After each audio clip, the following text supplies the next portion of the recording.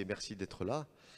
Donc, après quelques difficultés liées au colloque sur les ethnotypes, nous reprenons notre cycle normal programmatique des Stonde sous l'égide de Jacques Thiers, et nous accueillons pour une nouvelle fois notre collègue, je précise bien notre collègue Jean-Guy Talamogne, c'est à ce titre qu'il est là, et qui va poursuivre son propos sur la période paolienne et plus précisément l'innovation du républicanisme paolien. Voilà, toujours avec cette mise en perspective qui nous permet aujourd'hui de réévaluer les préceptes, les principes qui se sont développés au XVIIIe siècle dans la période paolienne pour avoir un regard qui nous donne toujours des éléments de compréhension de l'actualité, voire de mise en perspective dans l'avenir. Voilà, je ne serai pas plus long. Je ne pourrai pas égrener l'ensemble des innovations du républicanisme de Paoli ici, mais c'est toi qui vas le faire avec bien plus de compétences et de brio que moi. Merci d'être là, Jean-Guy. On sait que l'agenda est chargé, mais c'est toujours un plaisir et on sait qu'il est partagé. À te. Ringrazia, bien. Je remercie Jacques et chacune et chacun d'entre vous d'être venus pour que nous puissions avoir cet échange. Alors, nous étions rencontrés donc pour une espèce d'introduction générale, en quelque sorte, donc à ce que j'ai proposé d'appeler le républicanisme paolien. Donc, c'est ce corps de doctrine et de pratique également, donc, qui se sont cristallisés au moment de l'État paolien, à partir de 1755. Et jusqu'en 69, donc, sachant que, bien entendu, un grand nombre de ces idées avaient cheminé depuis fort longtemps, et au moins depuis le début de la Révolution corse, c'est-à-dire depuis 1729, mais elles avaient été largement préparées en amont pour certaines d'entre elles. Donc, ce corps de doctrine et également de pratique est particulièrement original. Donc nous en avions parlé lors de la séance consacrée à l'introduction. Original, même si bien sûr tout cela se situe dans un fil politique, un fil de pensée politique qui passe par l'Italie. Donc en fait le républicanisme qui remonte à l'Antiquité grecque, romaine, a un fort développement dans l'Italie du Nord et du Centre à partir du XIIe siècle. Donc des communes, des municipalités se constituent en république. Elles seront d'ailleurs, elles s'opposeront à l'Empire.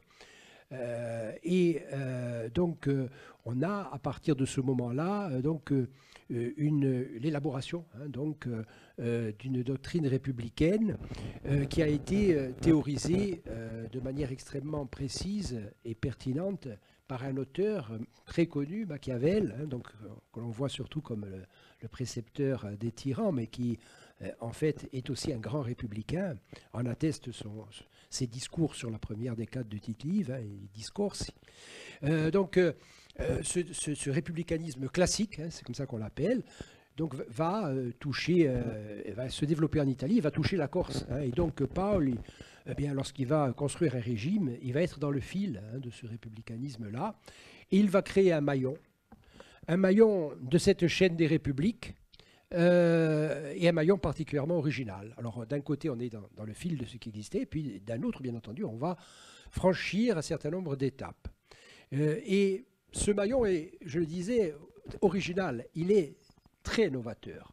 Il est très novateur, et c'est le sens de mon propos aujourd'hui, puisque cette séance s'intitule « Les innovations du républicanisme paolien ». Il est très novateur puisqu'il va, à un moment donné, permettre à Paoli d'exprimer à la fois la tradition politique corse qu'il a reçue, notamment de son père, donc celle qui avait commencé déjà à se constituer de manière forte depuis le début de la Révolution. Donc il y a ce fil. Et puis il y a aussi ce qu'il a appris lorsqu'il était étudiant à Naples, Et là, il a évidemment reçu une éducation des Lumières, alors les Lumières italiennes, hein, ce sont des Lumières qui sont différentes des Lumières françaises, hein, même si bien entendu il y a de nombreux points communs, et même si évidemment à l'époque les relations sont nombreuses entre les auteurs hein, de toute l'Europe. Mais lui, c'est à la fois quelqu'un qui a reçu cette éducation politique corse et quelqu'un qui a reçu une éducation des Lumières.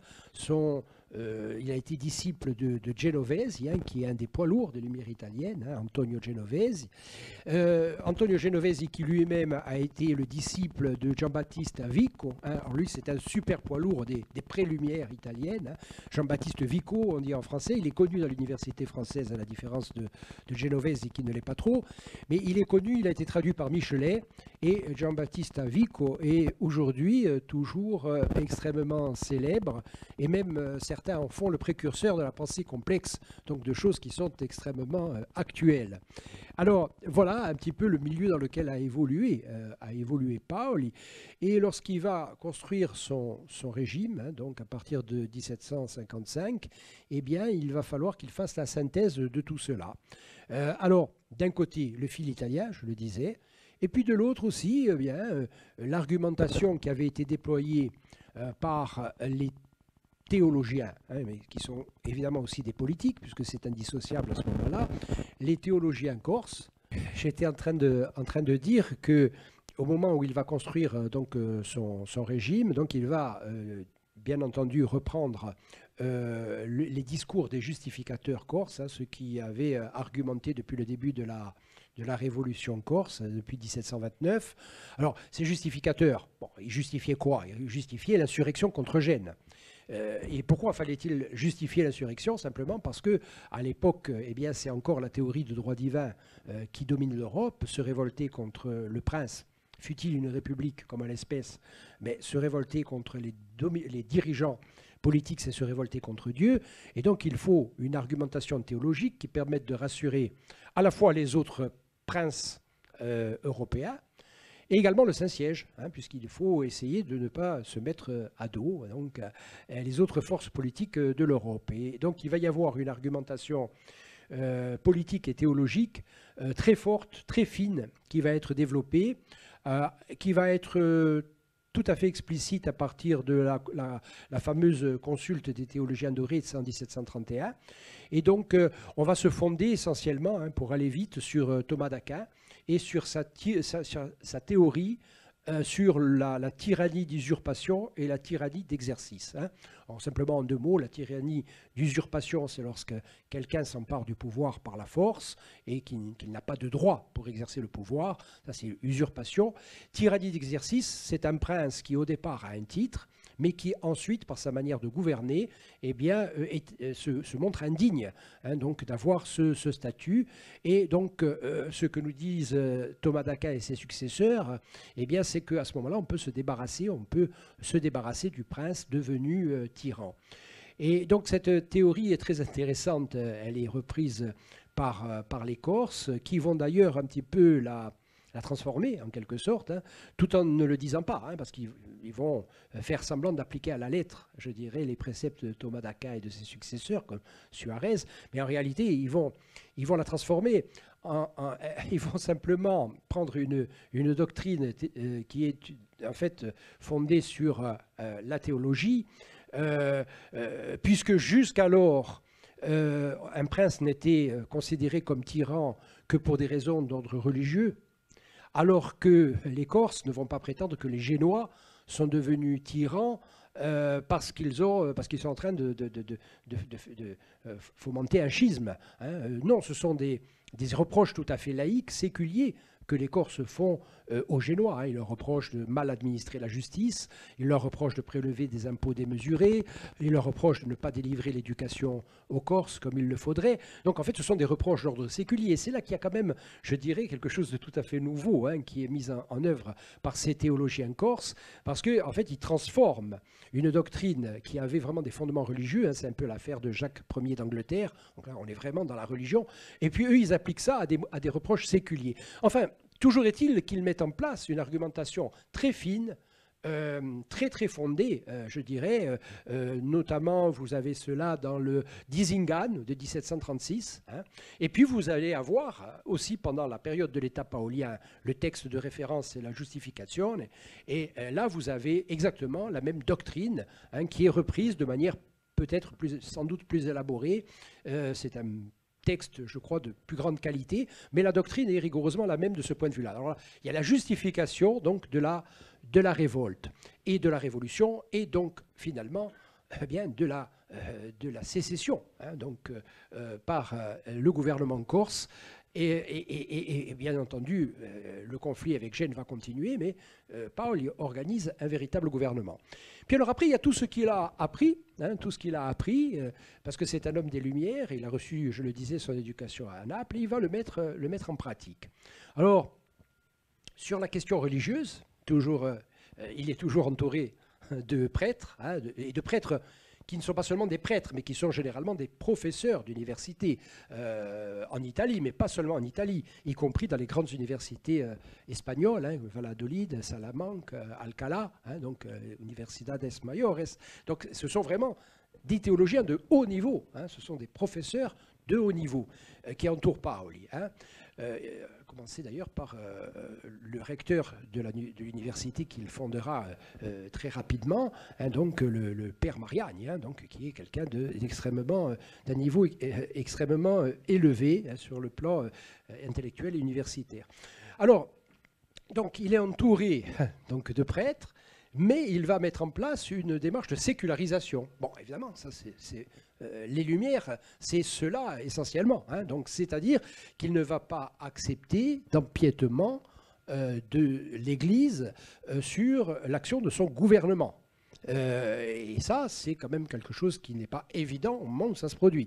Mais en même temps, c'est dans l'ambiance des Lumières, hein, des Lumières européennes de manière générale. Donc, il ne va pas accepter d'empiétement, il va être très rigoureux à cet égard, voire agressif parfois à l'endroit de certains évêques, mais il va cependant avoir une attitude très différente de celle qui sera plus tard celle des conventionnels français, en ce sens qu'il n'y aura pas d'attitude anti-religieuse. Hein. Et dans le même temps, eh bien, il écrit au pape pour lui dire la Corse a la chance d'être dans le giron de la Sainte Église catholique, apostolique et romaine. Et donc, il demande même que le Saint-Siège envoie un visiteur apostolique, ce que le Saint-Siège va faire, aux grandes dames des Génois qui vont y voir une forme de reconnaissance. Et c'était une forme de reconnaissance de l'État corse, hein, bien sûr, qui est considéré comme bien sûr une démarche rebelle par les Génois. Alors, vous voyez cette démarche de sécularisation, mais sans éjection du fait religieux, sans démarche anticléricale, c'est-à-dire une démarche qui doit conduire à ce qu'on appelle aujourd'hui une laïcité, mais une laïcité à l'italienne en quelque sorte, hein, sachant que les Lumières italiennes sont beaucoup moins anticléricales de manière générale que ne l'ont été les Lumières françaises. Hein. Il y a aussi des auteurs anticléricaux en Italie, mais globalement ça ne domine pas. Donc, voilà un petit peu la démarche de Paoli, et en cela, c'est vraiment une démarche italienne de sécularisation. Ensuite, il y a quelque chose de très important pour lui, et qui nous paraît tout à fait naturel à nous, je dirais, femmes et hommes du XXIe siècle. Et c'est quelque chose qui n'était pas évident du tout à l'époque, à savoir que l'éducation doit être délivrée et garantie par l'État. Alors ça, c'est quelque chose qui est débattu pendant toute la période antérieure à l'État paolien, hein, entre révolutionnaires corses, justificateurs et génois, responsables génois, notamment Giustiniani, hein, lorsqu'il y a la polémique hein, entre Corse et Gênes, parce que les Génois, qui eux-mêmes n'ont pas d'université, se demandent un petit peu, mais ces Corses, pourquoi ils veulent l'université? Mais qu'est-ce que c'est cette histoire? Ils sont pauvres, et nous sommes riches, et ils veulent avoir plus que nous. Mais bon, il est vrai que Gênes était tourné vers d'autres intérêts que les intérêts intellectuels donc, qui étaient mis en avant par les Corses à ce moment-là. Alors, Paoli, lui, va avoir aussi reçu indirectement, hein, par l'intermédiaire de Genovesi, il va avoir reçu les leçons de Giambattista Vico. Et Giambattista Vico, homme des Prélumières, est sans doute l'un des premiers, si ce n'est le premier penseur à élaborer la doctrine selon laquelle c'est l'État qui doit créer l'université et non plus l'Église. Dans la tradition médiévale, c'est l'Église, et puis évidemment on est au XVIIIe, mais c'est toujours l'Église. Et donc Jean-Baptiste Avico, lui, théorise tout cela et va dire devant ses étudiants à Naples que l'université de Naples doit former les cadres de l'État napolitain, et elle doit effectivement être au service et organisée par l'État. Donc ça, c'est une idée très nouvelle à l'époque de Jean-Baptiste Avico. Et en fait, ça n'est pas tombé dans l'oreille d'un sourd, puisque Paoli va créer une université d'État, avec des prêtres, certes, puisqu'il y aura beaucoup de prêtres, mais il y aura des enseignements comme la philosophie. C'est pas du tout évident à l'époque, parce que ça peut sentir le soufre à certains égards. En tout cas, vu de certains points de vue, cela peut être effectivement inquiétant. Donc, Paoli, là aussi, va avoir une attitude tout à fait novatrice, puisqu'il va considérer que l'université qu'il va créer, donc en 64, que cette université doit servir à former les cadres de la nation et doit être contrôlée par l'État. D'ailleurs, il va lui-même à l'université au moment des examens, donc il y a un tirage donc, des sujets, donc, et il est très présent. Donc c'est très important pour lui. Un historien, Franco Venturi, un historien important italien, a dit que pour Paoli, c'était la prunelle de ses yeux, donc l'université. Ça reste d'ailleurs, je crois, pour tous les politiques d'aujourd'hui, l'université reste la prunelle de nos yeux. Même pour ceux qui n'y enseignent pas. Je reviens donc au XVIIIe siècle et à cette façon pour Paoli donc de concevoir la laïcité, je l'ai dit, enfin ou en tout cas une sécularisation, donc ce que nous appellerions nous laïcité. Et c'est pas une laïcité de combat comme on dit aujourd'hui en France. C'est une laïcité différente, plus je dirais mesurée.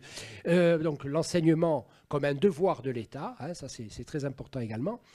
Et puis alors, vous allez avoir la démarche constitutionnelle donc, de Paoli, donc le constitutionnalisme paolien.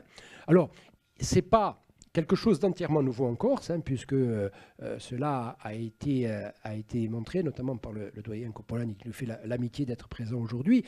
Il y avait la constitution du roi Théodore, donc 1736, qui déjà peut être considérée comme une démarche pleinement constitutionnelle au sens où nous l'entendons aujourd'hui, au sens moderne du terme. Mais Paoli va effectivement donc l'affirmer, qu'il y a une constitution qui va s'imposer, y compris au gouvernement. Et ça, c'est le critère moderne, en fait, de la Constitution. C'est-à-dire que le gouvernement, l'administration, sont soumis eux-mêmes à une Constitution, à un texte fondamental. Et cela est dit tout à fait de manière explicite dans le préambule de la Constitution de Paoli en 1755. Alors, ce préambule ne dit pas que cela. Alors, ce préambule, c'est un texte remarquable, de 6 lignes manuscrites, donc c'est court, mais on y trouve un concentré d'innovation. Et c'est véritablement incroyable de voir comme ces innovations interviennent, je dirais, à travers cette loi fondamentale, tout à fait naturellement, comme si elle sortait de l'esprit de Paoli, mais en réalité, il y a eu quand même une longue maturation, y compris en dehors de son esprit, donc puisqu'il y a des choses qui ont été faites avant. On a aussi, c'est vrai qu'on ne prête corrige, mais parfois on dit, Paoli a fait ci, il a fait cela. Parfois c'est pas lui. Par exemple, le vote des femmes, peut-être qu'on y reviendra, mais enfin, le vote des femmes c'était bien avant. Les femmes, chefs de famille, bien entendu, dans certaines conditions, c'était pas le vote de toutes les femmes. Mais ça n'est pas Paoli, contrairement à ce qui est dit souvent, c'est bien avant. Donc c'est quelque chose de très intéressant qui va être maintenu et renforcé par Paoli. Donc et la démarche démocratique est quelque chose de très important. Alors cette démarche démocratique, précisément, on la trouve dans ce préambule. Dans ce préambule, on trouve donc, je l'ai dit, la notion même de constitution, explicitement. Constitution s'imposant au gouvernement. Cela est dit de manière tout à fait explicite, à travers, je dirais, une phrase D'ailleurs, nous en avions discuté avec le doyen Coppolani qui avait attiré notre attention sur en fait ce qui semblait être une traduction erronée donc dans un ouvrage de Dorothy Carrington, parce qu'on lit souvent la traduction en français. Alors la traduction qui est donnée, c'est assurer la félicité de la nation en transformant, il y a le mot transformer, le verbe transformer, en transformant le gouvernement en une constitution, ce qui ne veut pas dire grand-chose en fait. Hein. En réalité, ça n'est pas transformer, c'est riducere dans le sens de réduire, surtout de soumettre. Donc c'est soumettre, alors là, il faut faire un peu de philologie sans doute et retrouver les dictionnaires du XVIIIe siècle, les dictionnaires italiens du XVIIIe siècle, et on se rend compte que le mot riducere, réduire, mais a aussi le sens de soumettre. Alors, en fait, il est bien question, de manière tout à fait explicite, de soumettre le gouvernement de la Corse à une constitution. Alors ça, c'est vraiment, vraiment le critère de la constitution dans son sens moderne. Hein. Et ça, c'est très important. Très important. Donc vraiment, ça, c'est quelque chose qui est dit par le préambule. Donc, la notion de constitution au sens moderne. La notion de démocratie, alors je le disais simplement deux mots sur cette démocratie, c'est la création de la diète qui est l'émanation du suffrage. Donc ça, c'est l'élément démocratique.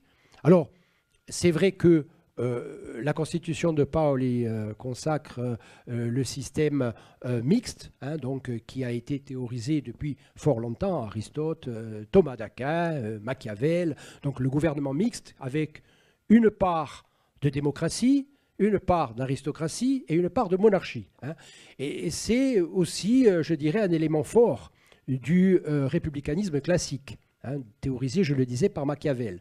Donc, dans la constitution de Paoli, la diète, c'est l'élément démocratique, le Conseil d'État, c'est l'élément aristocratique, et le général de la nation, le chef d'État, c'est l'élément monarchique. Donc, on est vraiment dans le cadre du républicanisme classique à cet égard. Et donc, aussi d'une démocratie.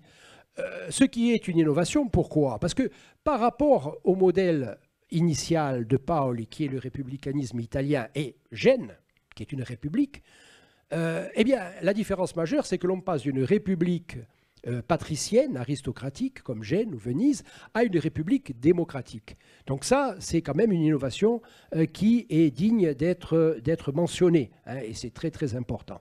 Donc vous avez cet aspect donc démocratique qui apparaît dès le préambule avec donc l'institution de cette diète. Bon, la diète qui étant l'antique consulta rebaptisée, si vous voulez, hein, puisque bon, la consulta, effectivement, il y a une tradition donc, qui est extrêmement ancienne à cet égard. Donc il y a l'élément démocratique. Alors vous trouvez aussi le mot liberté. Alors le mot liberté, ayant reconquis sa liberté, le peuple corse ayant reconquis sa liberté, non pas conquis, mais reconquis. C'est-à-dire qu'en fait, c'est une donnée de droit naturel, la liberté pour un peuple. Hein. Donc on est dans cet état d'esprit. Hein. Voilà. Donc le peuple corse a reconquis sa liberté. Le mot liberté, effectivement, on le trouve quasiment à toutes les pages des documents des justificateurs, notamment de la justification, du Desingano, libertà, libertà, libertà. C'est le maître mot de la révolution corse, comme le mot égalité sera le maître mot plus tard de la Révolution française. Donc liberté, égalité, ces deux slogans qui sont à la fois complémentaires mais différents caractériseront, alors pour le mot égalité, la Révolution française et puis plus tard la Révolution russe, bien plus tard. Liberté, ben oui, liberté c'est la Révolution américaine aussi, hein, donc, et c'est la Révolution corse, bien avant toutes ces révolutions d'ailleurs. Hein. Ce que je dis, c'est un peu schématique, hein, parce qu'effectivement, l'égalité est revendiquée par Paoli, qui le dira explicitement, l'égalité ne doit pas être un vain mot. Mais si on ne répète pas égalité à toutes les pages des documents, c'est aussi parce qu'on estime que l'égalité va un peu de soi. Et d'ailleurs, Paoli se refusera résolument à créer une noblesse. Et il va dire l'égalité est la chose la plus souhaitable qui soit. Et il ne voudra pas donc créer un ordre de noblesse malgré les sollicitations dont il sera l'objet à cet égard. Bien, mais la liberté, effectivement, on le trouve dans le préambule de la Constitution, mais on le trouve un petit peu un peu partout pendant la Révolution de Corse, et y compris bien sûr pendant l'État paolien. Oui, c'est le maître mot de la Révolution avant Paoli et pendant la période paolienne. Alors, démocratie, liberté, la notion de constitution au sens moderne, la notion de nation au sens moderne. Alors, pourquoi au sens moderne? Parce que le mot nation existait, hein, donc c'était, voilà, il désignait un ensemble des natifs ou des originaires d'un territoire. Bon, ça, évidemment, c'était quelque chose de connu depuis fort longtemps. À partir du XVIIIe siècle, pas seulement en Corse, mais un peu partout en Europe, le mot nation va représenter à un moment donné donc une communauté, une collectivité qui va avoir donc une volonté commune et un destin commun. En fait, la nation, c'est l'opératrice de ce destin commun. Ça, c'est le sens moderne hein, du mot nation, celui que nous connaissons encore aujourd'hui. Et on trouve dans le préambule la nation dans ce sens-là. On trouve d'ailleurs le mot nation dans ce sens-là dès le procès-verbal de la consulte de 1731. Donc là aussi, ce n'est pas Paoli qui l'invente, Paoli le reprend, mais c'est vraiment une idée qui a cheminé pendant toute la Révolution de Corse. Alors est-ce que les Corses ont inventé la nation au sens moderne? Bon, ça c'est une question à laquelle le philosophe Marcel Conche, qui est sans doute le philosophe français vivant aujourd'hui le plus prestigieux et le plus important, Marcel Conche dit que oui, il n'est pas corse. Il faut être prudent à cet égard. Certains disent il y a certainement eu une invention au même moment de cette notion hein, par plusieurs peuples. C'est possible aussi. Hein. Je serais incapable pour ma part de répondre à cette question. Toujours est-il que les penseurs corses ont eu à cet égard je dirais, une attitude particulièrement précoce. Hein. Voilà, au minimum. Et peut-être même qu'ils sont les premiers à avoir envisagé, je dirais, le concept de nation de cette façon-là. Alors, la nation, je l'ai dit, la liberté, la démocratie, la constitution, il y a le droit au bonheur. Assurer la félicité de la nation. Hein, c'est ce que vous lisez dans la félicité, le bonheur de la nation, ce que vous lisez dans le préambule de 6 lignes. Alors ça, c'est quelque chose de tout à fait remarquable parce que le bonheur, dans un texte constitutionnel, nous connaissons aujourd'hui, parce que notamment dans les textes constitutionnels américains, ça y est. Et puis Saint-Just a dit à un moment donné, le bonheur est une idée neuve en Europe. Donc on sait bien que c'est au XVIIIe que ce genre de choses se sont jouées. Sauf qu'au moment où Paoli l'écrit, c'est pas tout à fait la même chose. Et au moment où Saint-Just dit le bonheur est une idée neuve en Europe, eh bien c'est bien longtemps après la mention par Paoli de la félicité de la nation dans son préambule constitutionnel. Donc là, vraiment, il y a une antériorité qui ne fait pas de doute. Alors, il y a un auteur qui a travaillé sur ce sujet, c'est le professeur italien Antonio Trampus, hein, donc, qui a même écrit un livre entier sur la notion de bonheur, hein, donc au sens juridique et constitutionnel.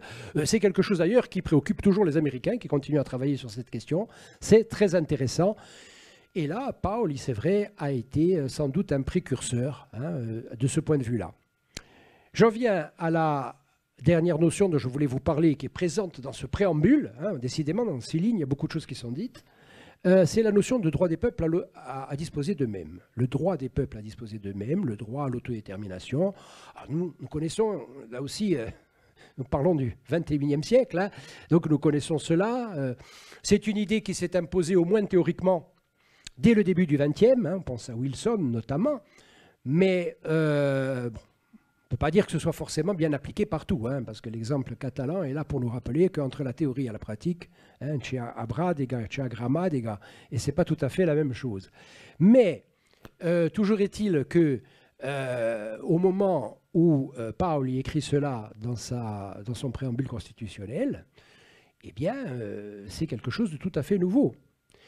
Et si vous avez la curiosité d'aller chercher le mot autodétermination dans l'encyclopédie Universalis, qui est évidemment une très belle encyclopédie, faite avec beaucoup de soin et de sérieux, vous pouvez lire dans un article qui lui est consacré à cette notion que la première fois que cette notion a été mise en évidence, c'est lors des révolutions françaises et américaines et françaises. Et c'est faux. C'est radicalement faux. Si les mots ont un sens, il suffit de lire le préambule constitutionnel de Paoli pour se rendre compte que bien avant la Révolution française, et bien avant la Révolution américaine aussi, eh bien, il y a un petit peuple de Méditerranée qui a affirmé le droit à la libre détermination des peuples. La diète générale du peuple corse, légitimement maître de lui-même, c'est une donnée de droit naturel.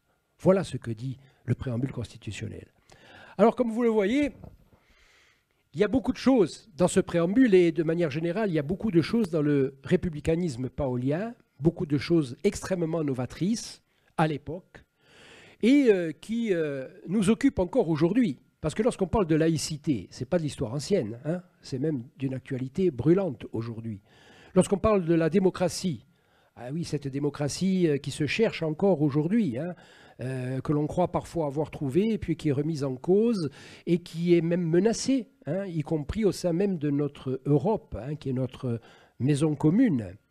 Donc la notion de démocratie, la notion de république, bien sûr, alors même si Paoli, le républicanisme, il n'en parle pas dans ces termes-là. Bon, pourquoi? Bon, l'explication est tout à fait simple, c'est simplement que la République, dans l'esprit des Corses de l'époque, c'est la Sérénissime de Gênes, et donc l'ennemi. Donc on va continuer à parler du royaume de Corse, sauf que ce royaume n'a pas de roi, ni de reine. Oui, la Vierge Marie, mais bon, elle ne vient pas siéger donc avec le gouvernement. Hein. Et donc, en fait, il s'agit plutôt d'une fiction politique ou juridique, mais qui n'a pas été inventée par les Corses pour le coup, hein, puisque les Florentins, au XVIe, à un moment donné, rétablissent leur république, première moitié du XVIe, et déclarent que Jésus-Christ est le roi de Florence. Donc, vous voyez qu'une république peut avoir un roi, à condition, bien entendu, que ce ne soit pas un roi de chair et de sang qui viendrait donc imposer sa volonté. Donc, de ce point de vue-là, ce qu'ont fait les Corses, ça n'est rien d'autre que ce qu'ont fait les Florentins bien avant. Mais c'est une république. Alors, cette république, elle est très novatrice. Elle est une république, je l'ai dit, démocratique. Elle a tous les attributs que je disais à l'instant et qui sont mentionnés notamment dans le préambule. J'oserais dire qu'elle est féministe. Alors, elle est féministe. Je disais tout à l'heure que ce n'est pas Paoli qui a inventé le droit de vote pour les femmes en Corse. Hein. Il y a des documents qui établissent qu'au XVIe, déjà, c'était tout à fait répandu. Encore une fois, les femmes chefs de famille. Paoli va le maintenir. Paoli va d'ailleurs, de manière générale, approfondir la démocratie, puisqu'il va y avoir une loi imposant le scrutin secret. Et il y a même des procès-verbaux qui font état, donc, dans les années 60, qui font état donc, de la présence de l'urne. Hein. Donc, c'est un approfondissement de la démocratie. Mais sur la question du féminisme, je trouve que c'est très intéressant, et c'est d'autant plus intéressant qu'il y a eu un rebondissement bien après, pendant une période aussi qui est une période importante pour la Corse, qui est celle de sa libération en 1943. En 1943, la Corse est le premier territoire libéré. Et on va commencer par chasser les maires qui avaient été installés par Vichy et par procéder à des élections. Ben oui, c'est la base, hein, en 1943. Et au moment où ces élections vont être organisées par les Corses nouvellement libérés, eh bien, il y a des débats qui ont lieu au sein du Conseil national de la résistance, de l'autre côté de la mer, et notamment sur le droit de vote des femmes. Alors, à ce moment-là, donc, De Gaulle, qui y était tout à fait favorable, est un petit peu indécis parce qu'il y a une forte hostilité des radicaux. En fait, les radicaux ont simplement peur que les femmes votent comme le curé leur demande de voter. Voilà. Et c'est pourquoi les radicaux sont hostiles au vote des femmes à ce moment-là. Et De Gaulle est en train de se demander si finalement il va pouvoir mettre cette idée à exécution. Et donc, il y a une incertitude. Et les Corses, lorsqu'ils se libèrent en 1943, vont, sans rien demander à personne, de leur propre autorité, décider que les femmes sont non seulement électrices, mais éligibles. Et cela va être remarqué, notamment dans les journaux de la Résistance et les journaux suffragistes, qui vont en faire des titres et qui vont dire, voilà, les Corses ont montré la voie. effectivement, en 1945, eh bien, les femmes pourront voter, hein, et c'est la décision qui aura été prise. Mais les Corses, et il y a des études qui ont été faites, hein, sur ce point-là, qui trop discrètes à mon avis. Il faudrait peut-être leur donner plus d'évidence, hein, parce que c'est vraiment important. En fait, les Corses ont joué un rôle, y compris dans la décision qui a été prise à la Libération de faire voter les femmes. Eh bien, ça existait, c'est vrai, dans cette république paolienne qui était démocratique, qui a été laïque, qui était également largement fondée sur l'éducation et sur l'éducation comme un devoir de l'État. Une république qui était aussi, je l'ai dit et je crois pouvoir l'affirmer sans anachronisme, une république féministe aussi. Elle avait aussi cette qualité. En tout cas, c'est ainsi que nous le considérons donc cette évolution et les décisions qui ont été prises dans cette époque qui n'est pas si reculée parce que le 18e, c'est hier. Hein. Et vous voyez, je parlais de rebondissement. Donc, pendant la Deuxième Guerre mondiale, mais bien sûr qu'aujourd'hui encore, le paolisme et le républicanisme paolien ont des choses à nous dire. Alors, bien sûr, sur la laïcité, beaucoup de choses à nous dire. Au moment où certains pays d'Europe cherchent leur voie, y compris la France, puisqu'il y a une forte discussion, parfois des polémiques à ce sujet. Donc nous pouvons également nous intéresser à ce que nous avons été. Alors la question, ce n'est pas de reproduire à l'identique le républicanisme paolien aujourd'hui au XXIe siècle, bien sûr que non. Mais l'idée, c'est quand même de voir ce qui a été fait chez nous et de voir ce que cela peut donner aujourd'hui, que de s'en inspirer, en tout cas partiellement, en tout cas pour ceux qui nous intéressent, et en écartant résolument ceux qui ne nous intéressent pas. Ah ben oui, mais dans la Constitution de Paul, il y a aussi des mesures extrêmement énergiques s'agissant du droit pénal. Personne n'a envie de rétablir la peine de mort. Enfin, en tout cas, ça n'est pas mon cas. À l'époque de Paul, il y a aussi la torture. Vous voyez, il faut savoir examiner aussi une période sans anachronisme. Hein, bon, et une torture qui parfois est même revendiquée dans les textes officiels. Hein, et même pire. Hein, donc, dans le Dizingan, on lit par exemple que tel prisonnier a été découpé en quartiers. Hein, vous voyez, et oui, dans le Dizingan, dans les Raguali plutôt, hein, dans le journal officiel. Hein, dans le journal officiel, vous avez des articles qui finalement revendiquent, y compris des traitements qui aujourd'hui nous paraîtraient tout à fait inhumains. Mais nous sommes au cœur du XVIIIe siècle. Donc encore une fois, il ne s'agit pas de peindre en rose cette période qui est une période extrêmement dure en Corse comme ailleurs, mais simplement de se demander si les ferments qui nous viennent de cette époque-là ne peuvent pas donner quelque chose aujourd'hui. Voilà.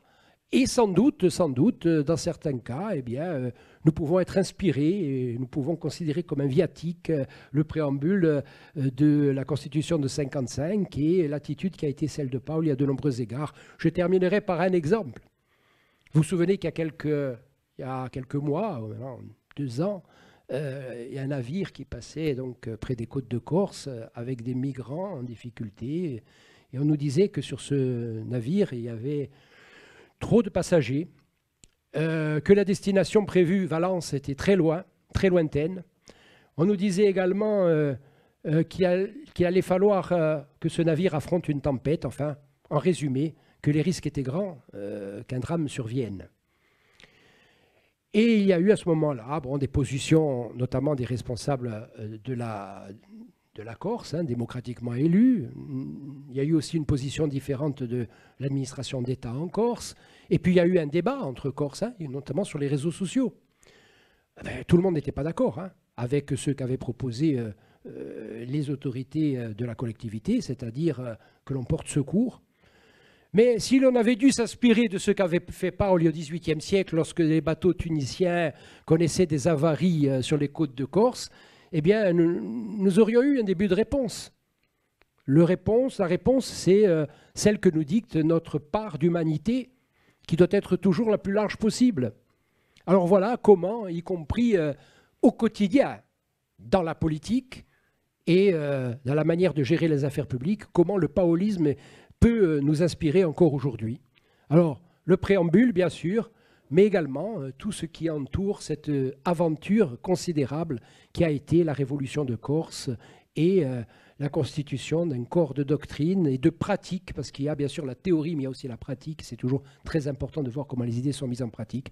Encore une fois, sans vouloir faire de cette période ce qu'elle n'est pas, à savoir une période de félicité complète, parce que ça n'est pas vrai. Hein, donc, je crois qu'il ne faut pas dire, comme le disent beaucoup de nos contemporains, c'était mieux avant. Hein. Donc Michel Serres a fait un petit livre très amusant là-dessus. Il a dit « C'était mieux avant, mais ça tombe bien parce qu'avant j'y étais, parce qu'il était quand même assez âgé lorsqu'il a écrit ce livre. Avant j'y étais, c'était pas mieux. Non, ça n'était pas mieux avant, ni lorsque nous étions plus jeunes, ni lors des siècles précédents. Mais ce qui s'est passé avant peut continuer à nous inspirer pour faire mieux qu'avant. » Aringra Diarabi.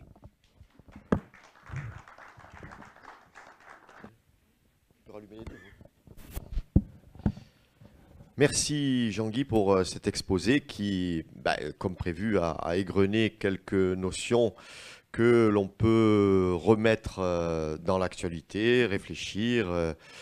2 siècles ont passé, comment aborder la laïcité, comment aborder les solidarités méditerranéennes, etc.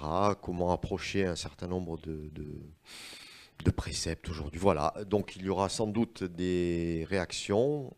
Et le micro est d'ores et déjà ouvert pour les premiers inscrits. Je les prends et je donne le micro.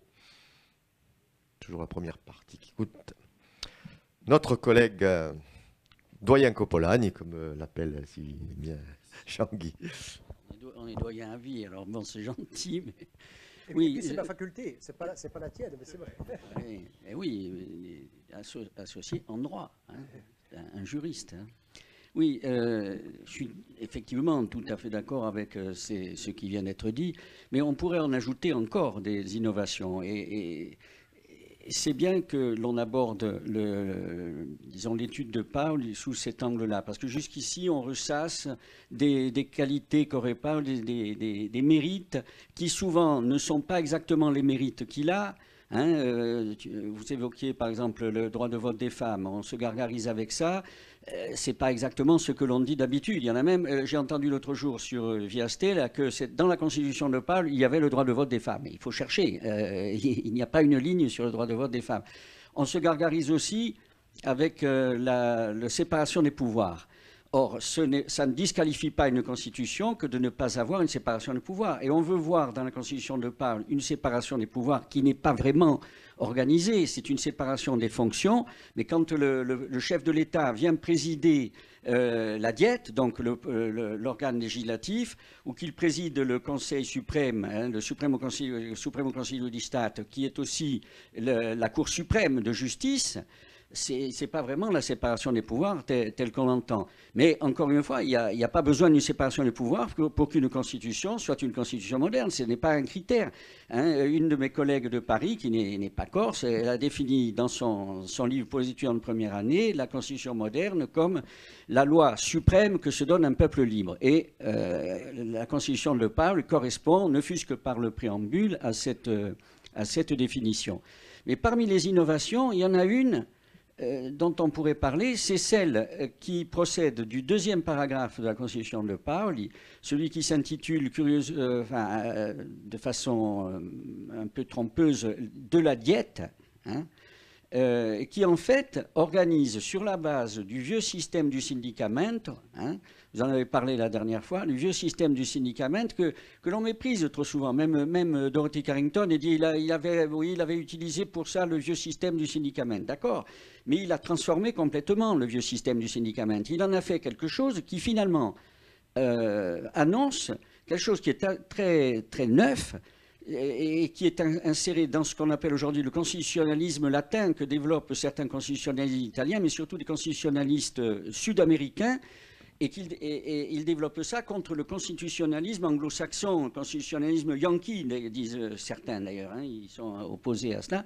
Parce que là-dedans, qu'est-ce qu'il y a? Il y a un contrôle du gouvernement, mais un contrôle beaucoup plus important que celui du constitutionnalisme anglo-saxon. On ne fait pas que renverser un gouvernement quand on n'est pas content de ce qu'il fait. On contrôle véritablement tous les agents du pouvoir. Et c'est un système qu'on retrouve dans certaines constitutions sud-américaines aujourd'hui. C'est très innovant puisque c'est un mouvement qui s'est développé depuis une quarantaine d'années. Donc il n'y a pas que on voit bien qu'on peut trouver en creusant. J'avais demandé il y a quelques années à quelqu'un de faire une thèse, et puis il a abandonné. Il a trouvé un emploi, et voilà, il a abandonné la thèse. Mais sinon, il y avait beaucoup à faire sur les idées reçues et les mérites réels de les innovations justement de ce constitutionnalisme de Paoli.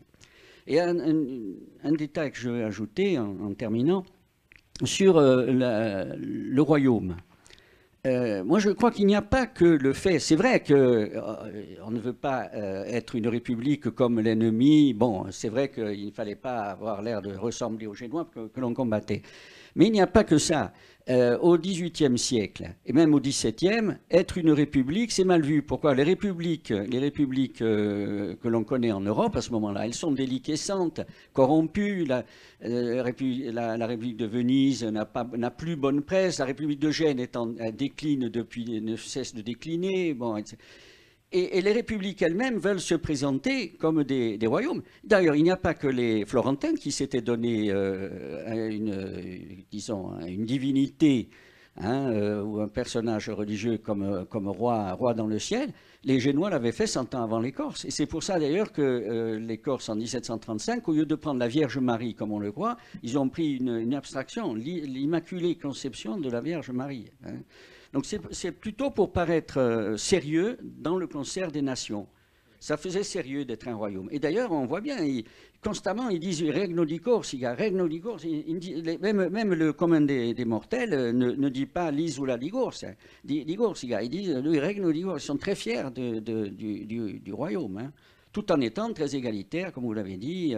D'ailleurs, ça le rendra suspect, Paoli, sous le royaume anglo-corse. Il y a une lettre du vice-roi Elliot qui dit il parle toujours d'égalité, des senza calzoni et tout ça.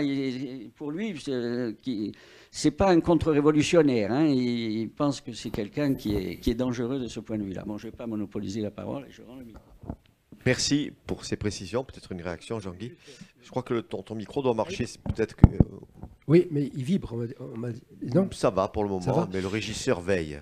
Non, effectivement, donc sur la question du royaume, c'est vrai aussi qu'il y a une notion aussi de prestige associée à cela, et c'est vrai, y compris de sérieux, et que à ce moment-là, le mot république était malvenu, donc pour tout un ensemble de raisons. S'agissant du syndacat ou syndicamento, qui existait effectivement donc à Gênes, mais qui venait en fait de cette tradition républicaine italienne, hein, donc qui est même un des marqueurs du républicanisme donc classique, hein, donc qui a été notamment étudié par le professeur Viroli, hein, Maurizio Viroli. Ça, c'est vraiment considéré par je dirais les historiens spécialistes du constitutionnalisme, c'est considéré comme un marqueur, hein, vraiment du républicanisme italien. Et Paoli va non seulement le reprendre, alors sans dire qu'il le reprend à Gênes, mais bon, évidemment, Gênes, c'est le républicanisme classique italien. Donc, mais il va le développer. Et effectivement, ça, c'est avec une postérité en plus, ce que fait observer le doyen Coppolani. Oui, c'est vrai que ce sont des choses qui ne sont pas...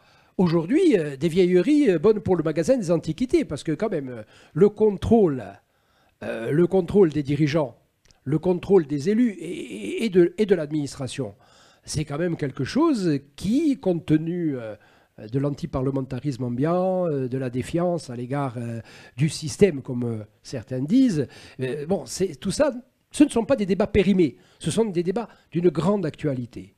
Et c'est vrai que... ce qui a été fait à l'époque, bien sûr, encore une fois, ce n'est pas question de le reproduire à l'identique, ça serait absurde, mais il est question quand même de se replacer dans l'évolution des idées politiques et de voir comment, aujourd'hui, on peut aussi en faire notre miel. Le micro est disponible.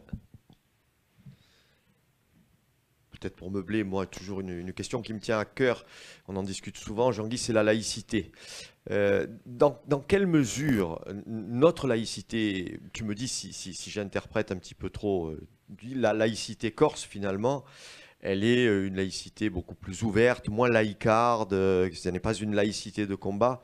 Est-ce qu'on peut aujourd'hui toujours appliquer cette forme de laïcité aux Corses d'aujourd'hui, notamment aux enseignants, alors que quand même 2 siècles de culture française de laïcité, notamment chez les enseignants, sont passés par là et que aujourd'hui, le laïc, l'enseignant toujours notamment corse, est, à mon sens, le fruit d'un syncrétisme peut-être beaucoup plus tolérant que les plus laïcards des Français, mais en même temps le fruit quand même d'une grande culture de la laïcité qui est une des grandes valeurs aujourd'hui de la France. Je voulais avoir ton avis là-dessus pour peut-être ne pas être aussi tranché que ça dans ce qui a forgé aujourd'hui le peuple corse dans son parcours historique.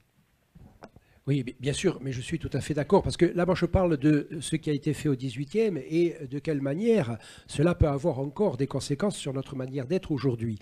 Mais il y a eu d'autres couches qui se sont ajoutées, et notamment la laïcité à la française a touché des générations et des générations d'enseignants, mais pas seulement. Hein. Et c'est la raison pour laquelle aujourd'hui, la laïcité qui est appliquée en Corse de manière générale, c'est la laïcité française, mais avec des particularités qui lui viennent des couches profondes de notre culture. Mais effectivement, la laïcité d'aujourd'hui, en France, ailleurs, en Corse et dans le reste de l'Europe, la conception de laïcité que nous avons, tous les peuples qui composent l'Europe, cette conception, ou ces conceptions ont été déterminées par les Lumières telles qu'elles étaient structurées dans le pays considéré au XVIIIe siècle. En Italie, je disais que la laïcité, que les Lumières italiennes étaient moins anti-religieuses, largement moins anti-religieuses que les Lumières françaises. De fait, aujourd'hui en Italie, l'Italie est un État laïque quand même, on ne peut pas dire que ce ne soit pas le cas, mais aujourd'hui, ça ne choque personne qu'il y ait des crucifix dans les chambres d'hôpitaux ou dans les salles de classe. Cela peut arriver sans que cela ne soit véritablement, sans que cela ne fasse crier au scandale. Hein, au Québec, jusqu'à il y a peu de temps, je crois qu'actuellement, il y a un débat là-dessus, il y avait donc un crucifix derrière le président de l'Assemblée nationale du Québec. Hein. Donc le président avait une... imaginez, en Corse, il n'a pas été question... La mairie de Bonifacio laisse une crèche. Alors la crèche est encore différente. Dans la mairie, Jean-Charles Orsucci tient à ce qui... Je ne suis pas d'accord, moi, en plus. Jean-Charles Orsucci tient à ce qu'il y ait une crèche dans la mairie, par exemple. Oui, mais je pense que c'est quand même, disons que sur le plan symbolique, c'est quand même moins déterminant qu'un crucifix au cœur d'une assemblée délibérante qui représente la nation. Moi, je parle du Québec parce que c'était le cas. Et ça a été... Oui. Voilà, c'est une des... Bon, on sait très bien comment les choses ont évolué au Québec, malgré la Révolution tranquille qui a remis beaucoup de choses en cause. Mais à un moment donné, nous sommes le produit d'une histoire et d'une évolution. Donc, effectivement... Et il y a eu les couches qui ont été, les nombreuses couches qui ont été apportées à notre culture depuis 200 ans, c'est vrai. Mais les couches les plus profondes, de temps en temps, affleurent. Et par exemple, lorsque tous les ans, à Ajaccio, les élus donc, du conseil municipal, le maire en tête, vont renouveler les vœux à la Vierge de la Miséricorde, donc c'est la fête de la Madonnoucha bien connue. Il y a tous les élus d'Ajaccio, mais tous les élus de Corse, tous les élus de Corse, et il y a même le préfet qui est bien, la préfète ou le préfet qui est bien obligé de venir parce que sinon il sera à côté de l'événement et ce n'est pas possible. Alors je pense que j'observe un peu les choses tous les ans.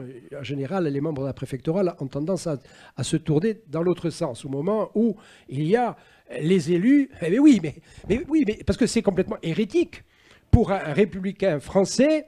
Je dirais, qui est dans son système, c'est quelque chose d'incroyable. Bon, mais en même temps, c'est une particularité corse qui nous vient de l'histoire.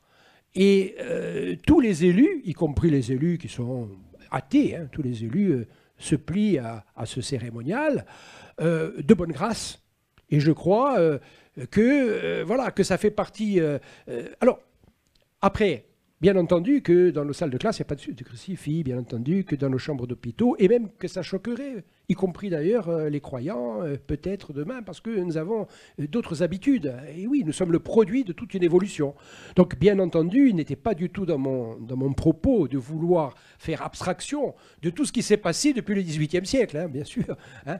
Et bien sûr que la laïcité française, alors la laïcité française qui est particulièrement énergique. Hein, les chercheurs américains utilisent le mot de laïcité virulente. Bon, bon, ça veut dire quelque chose. Je veux dire, bon, ça veut dire que, y compris pour les Américains, bien, ça a quand même une certaine. Alors, si je voulais être, je dirais, excessif peut-être, je dirais une certaine violence dans la. Bon, non, pas une violence, mais en tout cas une énergie très forte, hein, qui étonne certains peuples qui, pourtant, ne vivent pas dans une théocratie. Donc voilà.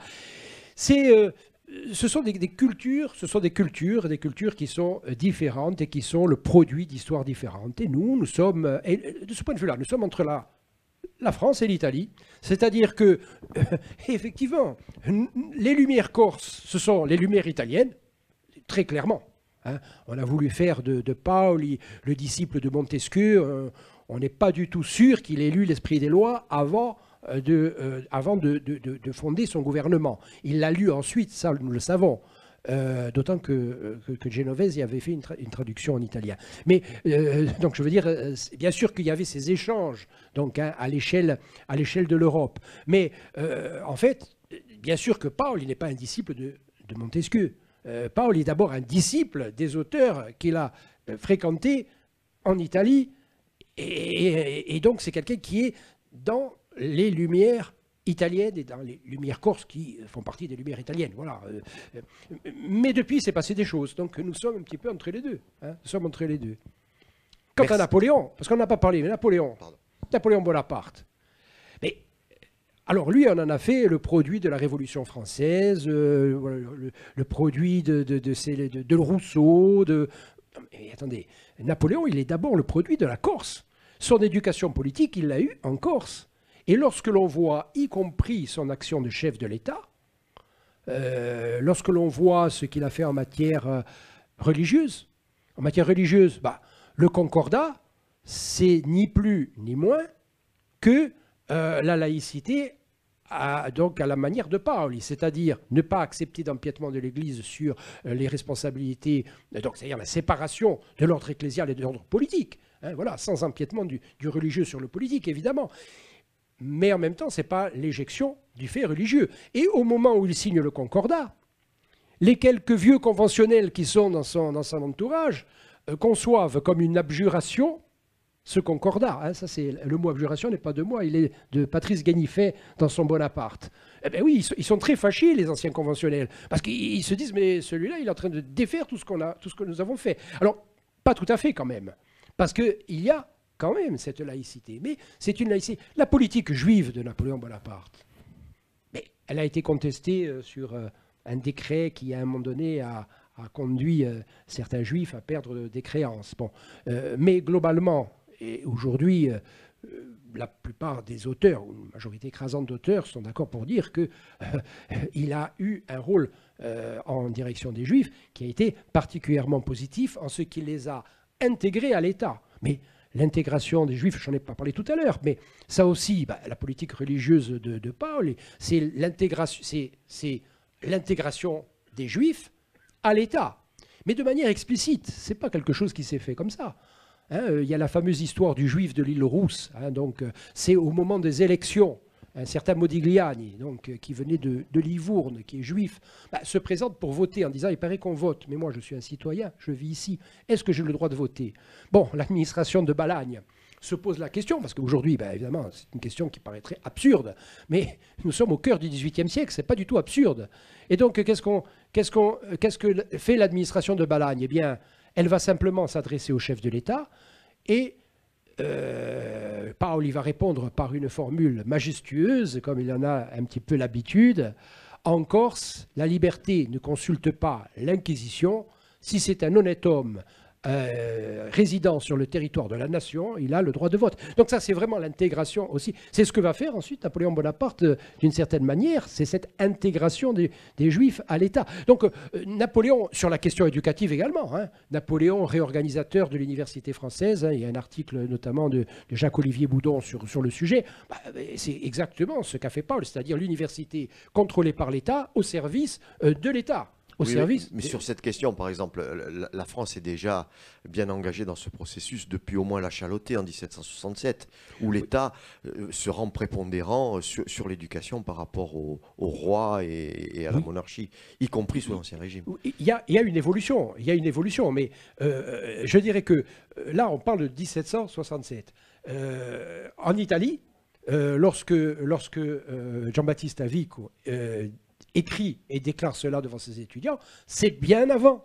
Et Paul, il est passé bien avant. Voilà. Donc je pense que, bien entendu, que c'était logique d'en arriver à la situation actuelle à cet égard, évidemment. Il y avait une logique. Et tous les peuples, ils sont parvenus d'une manière ou d'une autre. Reste que certains auteurs l'ont dit avant, sauf que certains politiques l'ont mis en œuvre avant. Bon, la Corse n'était pas en retard, quoi. Oui. Je vous en prie. Ça, on enregistre votre question. Mais moi, c'est juste une parenthèse. Moi, j'ai lu le livre de Caratini, c'est un historien. Paul s'est entouré de la famille des Bonaparte, hein, le père, la mère indirectement, qui a fait, avec Marbeuf, permis à Napoléon de faire son école militaire, etc. Bon, il est très dur envers ces gens-là. Et je crois que Paoli, après, a été dur avec eux. Il me semble que maintenant, on réhabilite, je dirais, dans les idées nationalistes, Napoléon. Ce qui me paraît assez nouveau. Toujours été, je suis pas un historien, mais avec l'âge, maintenant, j'écoute tout. Les uns et les autres.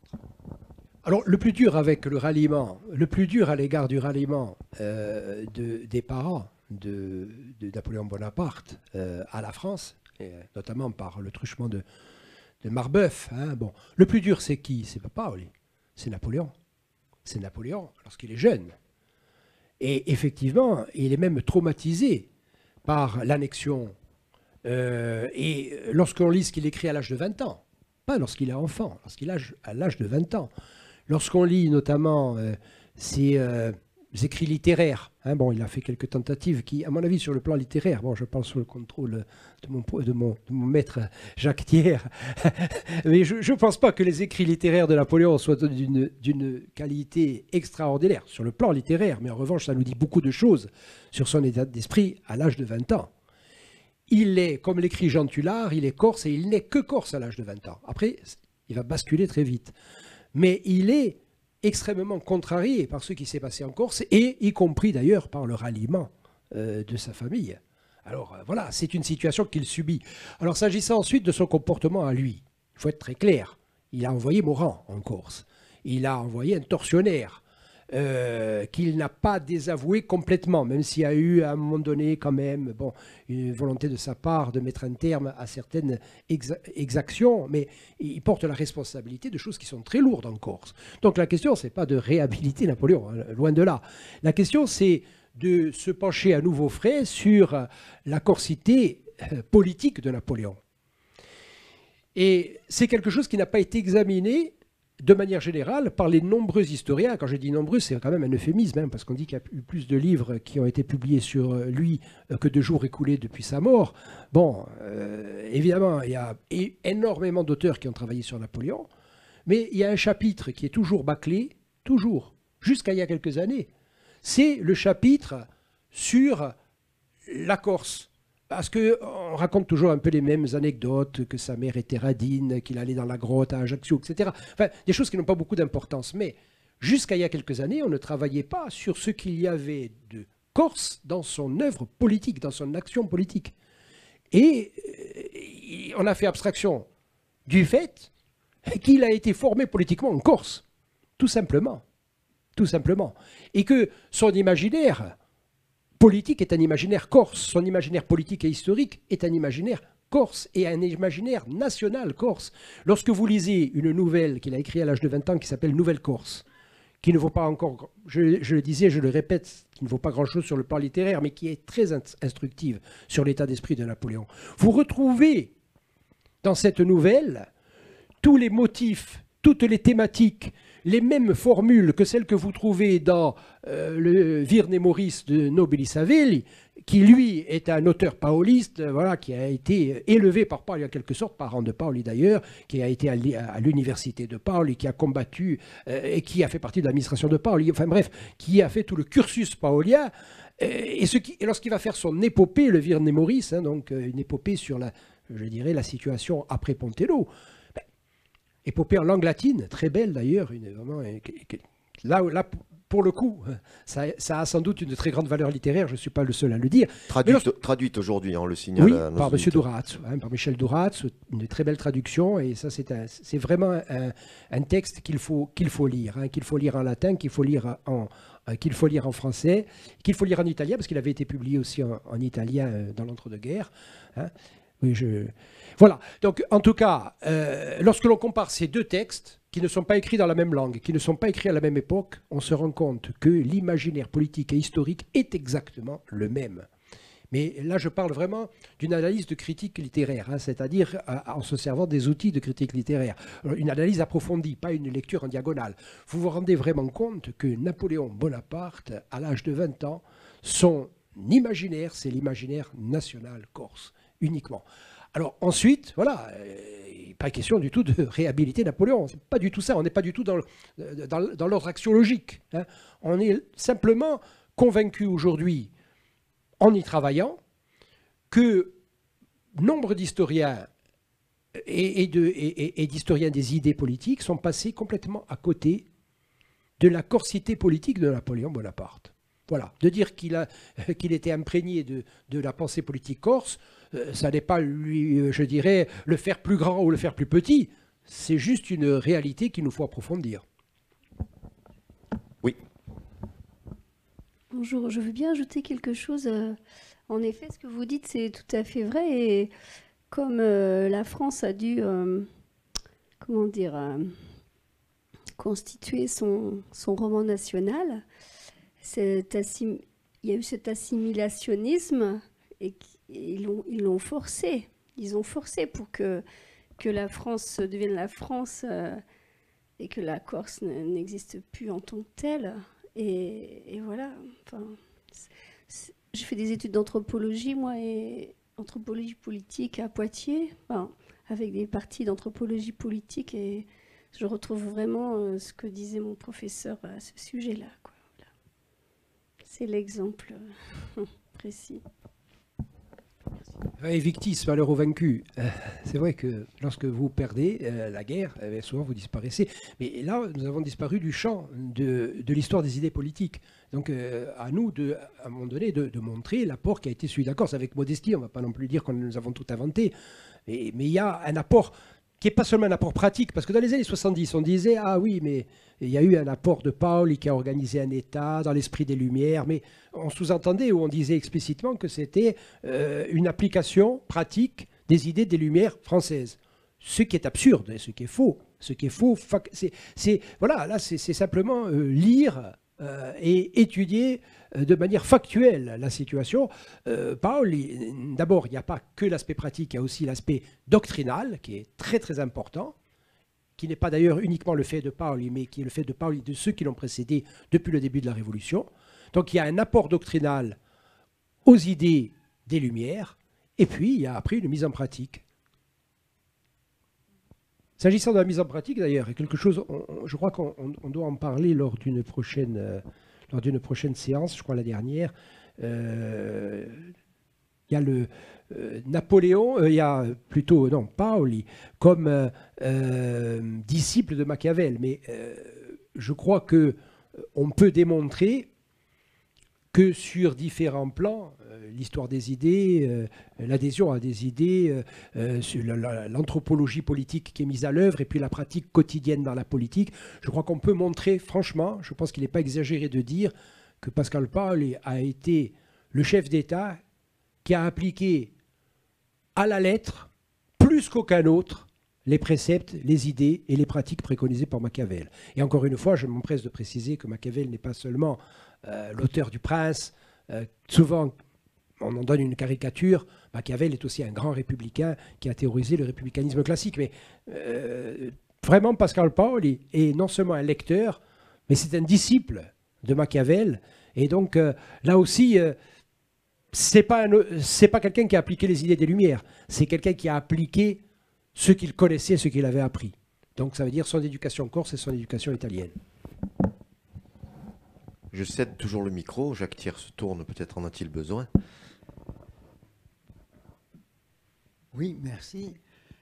Simplement pour dire que, pour abonder dans le sens de ce qui vient d'être dit, à propos de la communication qui existe entre les idées telles qu'elles peuvent être exprimées en Corse, ou le sentiment national tel qu'il peut être exprimé en Corse, et la manière dont il se nourrit également de l'illuminisme, des Lumières.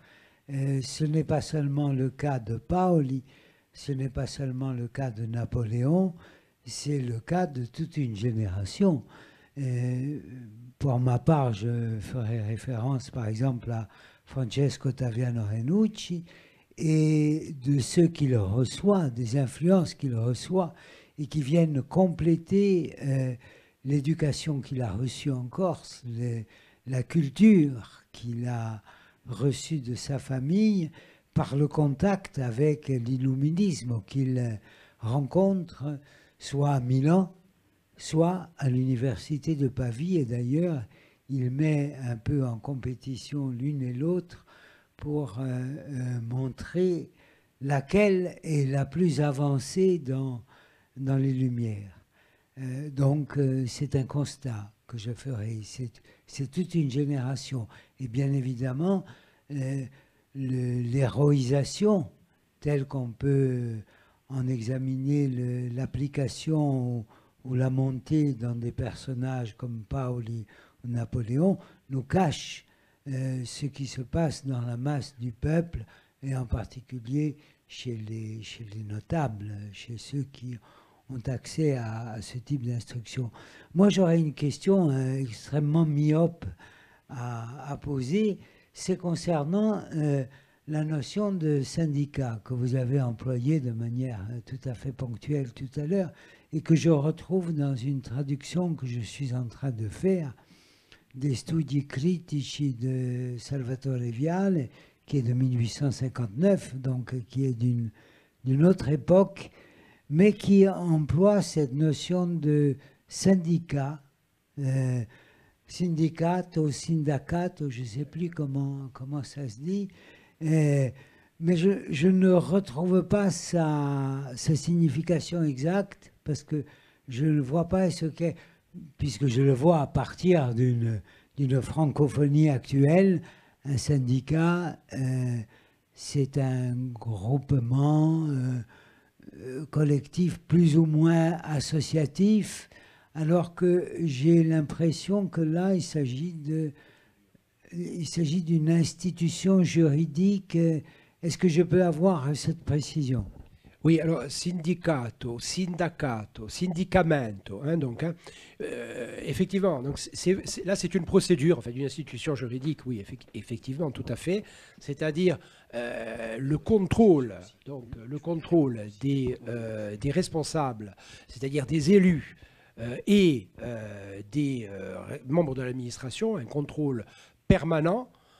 En fait, le contrôle de la légalité de leurs actes. Donc, c'est très utile. Bon, en même temps, ça a des racines extrêmement anciennes, puisque on sait que dans la démocratie grecque, y compris Périclès a dû faire face à des contrôles extrêmement sourcilleux, et y compris à des condamnations d'ailleurs, alors qu'il était encensé par ailleurs et qu'il a été reconduit, je crois, pendant 15 ans. Donc stratège. Mais même le prestigieux Périclès a eu à un moment donné à rendre des comptes. Donc c'est la notion, voilà, cette notion, rendre des comptes. Et effectivement, ce que je disais tout à l'heure, les universitaires qui travaillent aujourd'hui, hein, donc, y compris les anglo-saxons et les italiens, hein, comme Viroli, sur le républicanisme, considèrent que cette institution est un marqueur du républicanisme classique. Un marqueur du républicanisme classique. Sachant que le républicanisme classique italien, aujourd'hui, est très étudié. Je parlais des anglo-saxons. Bon, j'ai entendu certains universitaires français se désoler de voir que les anglo-saxons s'intéressaient davantage au républicanisme classique italien qu'au républicanisme classique français. C'était le cas notamment de Vincent Payon. Je l'avais entendu dire à une émission sur France Culture. Ah ben oui, mais on s'intéresse beaucoup au républicanisme classique italien, alors que bon, les Français sont convaincus d'avoir inventé le républicanisme. Bon, ils ont évidemment eu un apport considérable, hein, il n'est pas question de le nier, mais le républicanisme classique italien qui s'est développé à partir du XIIe siècle, c'est une affaire considérable, Et donc le syndicat, hein, ou syndicamento, donc, fait partie de ces marqueurs du républicanisme classique. Peut-être le... Oui, c'est-à-dire, donc notre collègue m'a demandé de mettre mon grain de sel dans cette définition.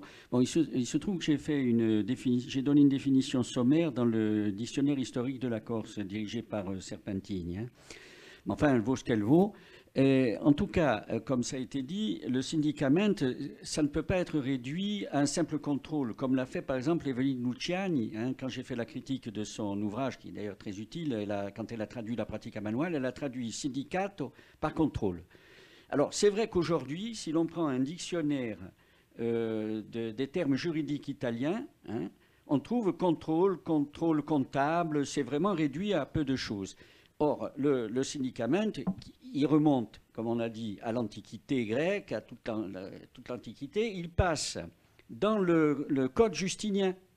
Dans le Code justinien, il était dit que les fonctionnaires, notamment les proconsuls, enfin tous les fonctionnaires qui avaient des pouvoirs étendus dans les provinces et qui rendaient la justice, mais qui étaient aussi des administrateurs, ils devaient rester, après la fin de leur fonction, 50 jours à la disposition des administrés, des justiciables, des contribuables pour rendre des comptes. Et c'est à partir de là que ça s'est développé dans les républiques italiennes dès le Moyen-Âge, et puis ça n'a cessé de maturer. Et Gênes apporte ça aux Corses, et à ce moment-là, on a cette novation que fait Paoli, hein, puisqu'il reprend le truc, et il en fait quelque chose de nouveau, hein, comme je disais tout à l'heure. Et alors après, aujourd'hui, c'est vrai que pour les Italiens, le mot, enfin pour l'Italien qui n'est pas historien, disons, syndicat, c'est un contrôle sans plus. Alors, je ne sais pas si Salvador Vial l'utilise dans un sens très, très récent. Il y ajoute également, alors il semble que ce soit une coordination à la fois administrative et juridique, sinon judiciaire. Ah oui, oui, parce que le syndicament, c'est à la fois une institution administrative. Dans le cours que je fais en troisième année de droit public de la Corse, le syndicament, on le trouve aussi bien dans les institutions administratives que les institutions judiciaires, parce qu'à Gênes même, il a fini par être une instance judiciaire très élevée, qui pouvait réformer les jugements, qui pouvait les casser, qui pouvait réviser les jugements, à tel point qu'on a limité, à un moment donné, il y a des textes à la fin de l'époque génoise qui limitent les pouvoirs des syndicateurs, parce qu'ils avaient tendance, une fois que quelqu'un était condamné, à l'absoudre, hein, dans certains cas, voilà. Quelquefois, on le trouve avec syndicamento supremo. Voilà, mais parce qu'il y a plusieurs étages à Gênes, il y a le syndicat suprême. Voilà, il y a le syndicat. À Gênes, on a le syndicat suprême qui contrôle les autorités principales et qui est une institution tellement élevée qu'Andrea Doria, quand il a voulu asseoir son autorité, il ne s'est pas fait nommer doge, ça aurait été un inaugurateur de Chrysanthème, il s'est fait nommer au syndicato supremo. Mais après, il y avait un syndicat inférieur pour les autorités ordinaires, et puis après, toute une démultiplication du syndicat, d'ailleurs qu'a utilisé Paul, une démultiplication pour aller vérifier jusqu'aux simples agents de police, les simples famigles, qui devaient garder les 2 dernières payes pour pouvoir payer, pour pouvoir solder, disons, toutes leurs exactions. Je ne sais pas si ça suffisait, les 2 dernières payes, mais enfin bon, c'était toujours ça. Hein. Voilà. Non, c'est très intéressant et c'est très actuel en même temps. C'est vrai, avec la défiance qui existe aujourd'hui à l'endroit des élus, hein, à tort, hein, à tort. Mais, oui, c'est vrai. Tout à fait. Non, mais c'est vrai que c'est une institution qui est. On comprend bien que dans une logique républicaine, on comprend bien tout l'intérêt philosophique hein, de cette démarche, hein, parce que voilà, vous n'êtes pas le roi, vous êtes à un moment donné désigné pour accomplir une tâche et en rendre compte. Encore une fois, c'est. Je ne sais pas s'il y a encore des questions. Bref, peut-être nous reste-t-il à te remercier et à attendre avec impatience la dernière stonde de Jean-Guy Talamone qui va poursuivre sur le thème du républicanisme et on aura bouclé ce cycle passionnant.